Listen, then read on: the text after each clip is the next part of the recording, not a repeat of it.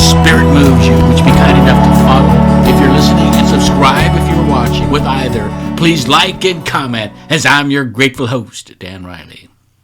Today I'm going to talk about how to write a speech, or more accurately, why not to write a speech.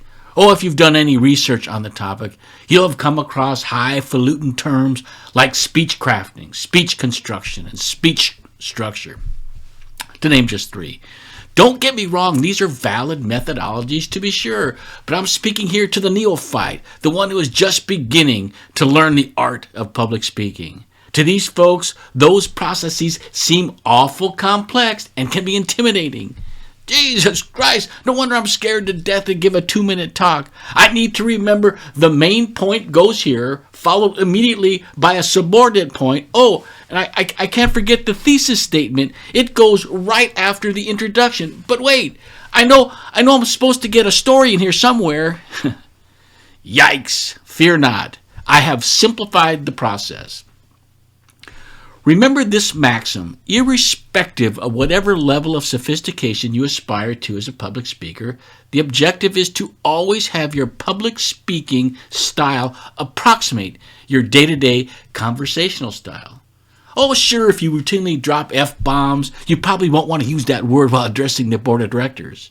Or if you have the habit of punctuating every sentence with, you know what I mean? You might want to drop that as well. So, for the newcomer to public speaking, there is going to be some difference between the two, conversational and public speaking styles at first. But here's an interesting phenomenon that takes place. The more polished one becomes as a public speaker, they'll notice their day-to-day conversational style becoming more professional.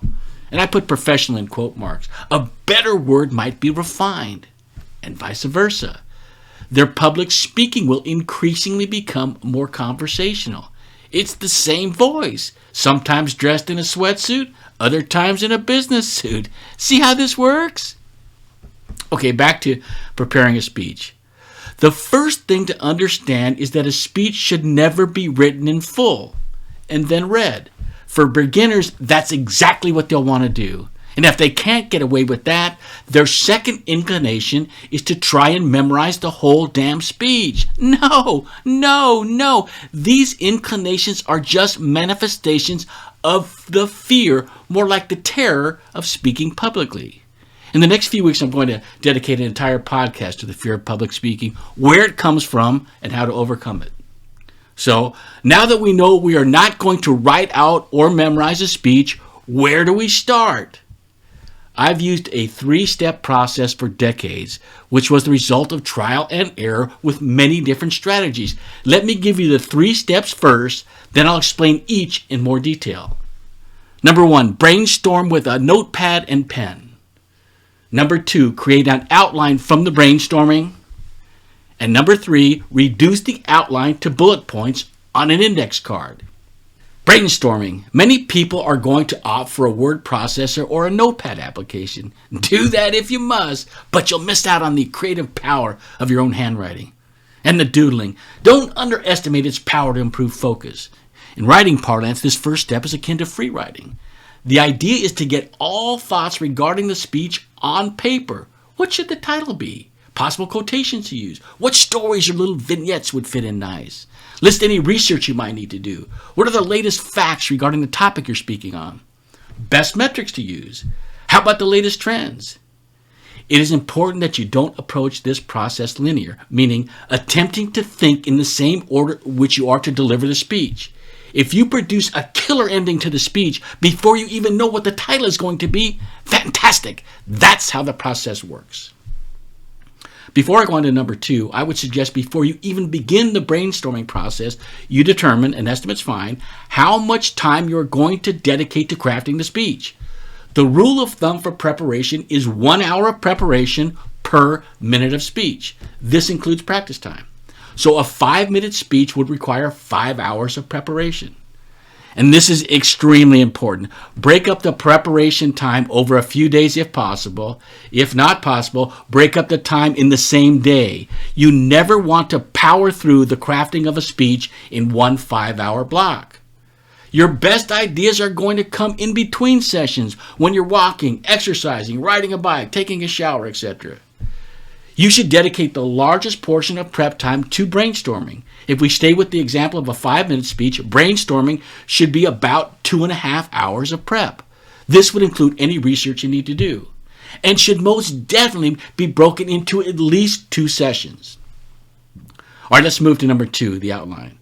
The first part of the outline is to define the goal or objective of the speech. What is the one big idea you want the audience to come away with? Virtually all speeches will fall into one of these 4 categories: to inform, to entertain, to instruct, or to persuade. This framework helps in bringing more clarity and focus to your outline. I think people should strive for adopting 2 of these categories. One is a noun, one is a verb. Here's what I mean. If you are going to give an informative speech, do it while persuading or entertaining. Or if your objective is to entertain an audience, do it while adding some pertinent information. When creating the outline, use the rule of 3. It can be beginning, middle, end, or induction, body, conclusion, or even Aristotle's advice. Tell them what you're going to tell them, and then tell them what you told them. 1, 2, 3. The introduction should include an attention grabber, a quotation, a startling fact, a poem stanza, song lyric, etc. Then preview what you'll be talking about, maybe even restate the title. Next comes the body of the speech, the meat and potatoes. This is where you employ the point, story, application formula, or a variation thereof. Again, using the rule of 3, strive for 3 different stories or vignettes to support your topic. Next, the conclusion. Here you summarize the main points, reinforce the assertions made, and then hit the audience with a clincher, the flip side of the attention grabber. Mr. Gorbachev, tear down this wall. During the conclusion, reference or restate something said in the introduction to give the speech a sense of coming full circle, a completeness. Once completed, use the outline to practice from, not read from, but practice from. Keeping top of mind, you are determining the best trigger words or phrases from the outline that will be transferred to the index card. Now, if you're just starting out and you feel you cannot perform the speech without the outline, go ahead and use it for the first few times.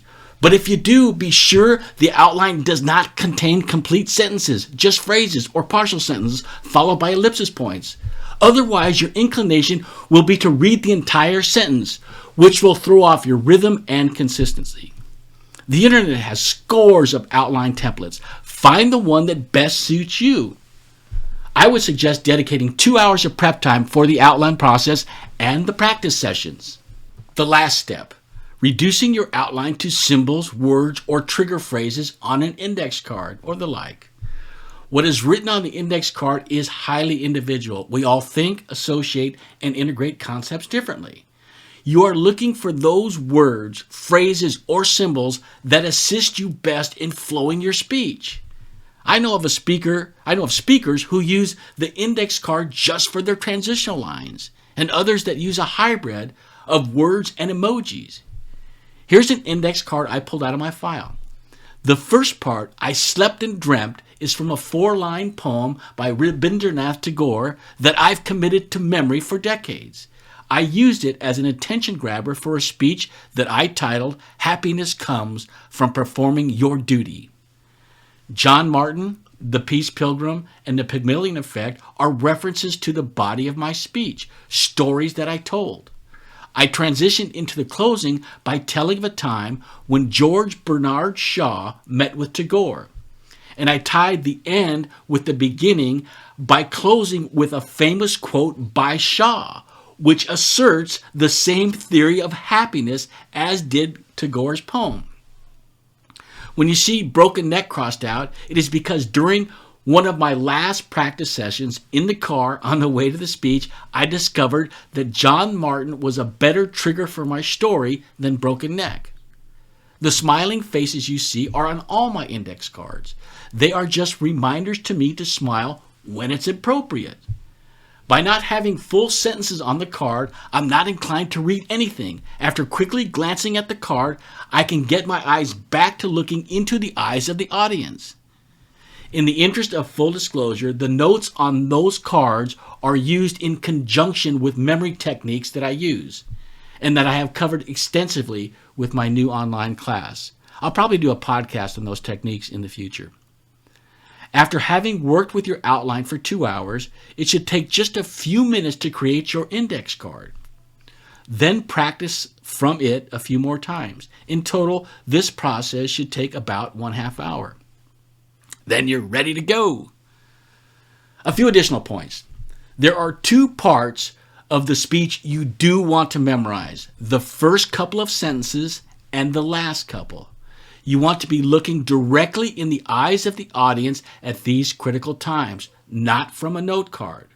From the outline, you want to practice your speech 5 or 6 times, each time relying less and less on looking at it. I found the best 3 places to practice is in the car when you're driving alone, walking outside, or when using an aerobic exercise machine, a treadmill, elliptical, or a stationary bike.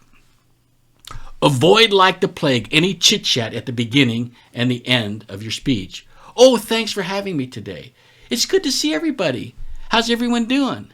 Can you hear me okay while you're tapping the mic? Or even saying thank you at the end of your speech. The audience will remember the last few sentences of your speech more than any other part of it. Do not squander them on thank yous. If for generational, cultural, or habitual reasons you want to thank the audience, do it as a transitional line into the closing. I want to thank you for your time and attention today. But before I go, I want to leave you with Mr. Shaw's admonition. This is the true joy in life, the being used for a purpose, recognized by yourself as a mighty one, the being a force of nature instead of a feverish, selfish little clod of ailments and grievances, complaining that the world will not devote itself to making you happy. I am of the opinion that my life belongs to the whole community, and as long as I live it, it is my privilege to do whatever I can. I want to be thoroughly used up when I die, for the harder I work, the more I live. I rejoice in life for its own sake. Life is no brief candle for me. It is sort of a splendid torch which I have got a hold of for this moment, and I want to make it burn as brightly as possible before handing it on to the future generations. And for my part, that's all there is today. If you're listening, please follow. If you are watching, please subscribe. With either, please like and comment. This is Dan Riley taking you on an Odyssey into Oratory.